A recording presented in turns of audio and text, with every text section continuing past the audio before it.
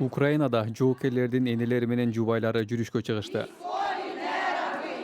Алар өкмөттөн 2 жылга жакын убакыттан бери кармашып келген 100 миңдеген жоокерлерди үйүнө жөнөтүүнү талап кылышууда. Ярослава Мукха, эгер өлкө жеңип чыксын десек, буга чейин көптөн бери согуш майданында жүргөн жоокерлердин ордуна жаңы чакырылгандарды жөнөтүш керек дейт. We all understand that it will be a very long war. Согуш көпкө созуларын баарыбыз билебиз. Аскерлерибиз 2 жылдан бери салгылашып келгендиктен эми алардын ордуна башкалары барышы керек. Another one. And also one of my goal also Дагы бир максатым согушта жеңишке жетүү. Бирок жаракат алган, чарчаган жоокерлерибиз менен ут албайбыз да. tired and exhausted soldiers. Азырынча жүрүш кулаш жай элек. Бирок ал Украинанын генералдары менен өкмөт быйыл армияга канча адам чакырылышы керектиги тууралуу маселени талкуулап жаткан учурда өтүүдө. Социалдык желеде активисттер армияда кызмат кылуудан качууга аракет кылган жоокерлерди адамдар жемелеген видеону бөлүшкөн. Мындай көрүнүш Украинанын депутаттары мобилизациялоо тууралуу мыйзам долбоорун талкуулап жаткан учурга туш келди. Бул президент, парламент, өкмөт жана башкалардын иши. Кээде талкуулардан качууга аракет кылып жатабыз. Ошол себептен бул сезимтал маселеге айланды.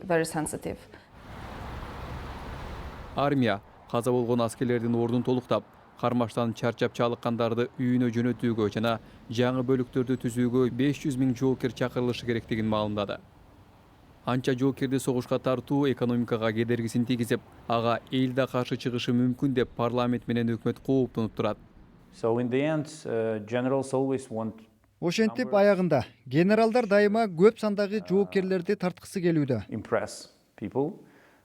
Деген менен негизги элементи башка. Ал Украина эли өлкөбүздү коргош үчүн кармашты уланта беребиз деген мекенчилдик сезим. Учурда сурамжылоолорду элдин пикирин карай турган болсок, өлкө өзүн коргоону уланта бериши керек дешет. Бул Киевдин четиндеги Борисполь шаары. Аймактагы эркектер аскерди кызматка алынган. Аскерге чакырууга жоопту полковник, түзүмдөгү бюрократиядан улам армияга чакырылган миңдеген адамдар оңой эле качып кете алганын түшүндүрдү. Ал жаңы мыйзам долбоору кабыл алынып калса, адамдарды онлайн түрүндө аскерге чакырууга жол ачылар эле дейт. Аскерди кызмат жөнүндөгү жаңы мыйзам күчүнө кирмек турсун али кабыл алына элек. Ошондуктан Украина армиясына зарыл болгон аскерлердин канчасы даяр деген суроолорду жаратты. Ошентип өкмөт 100 миңдеген чарчаган аскерлерин демобилизация кыла албай турат.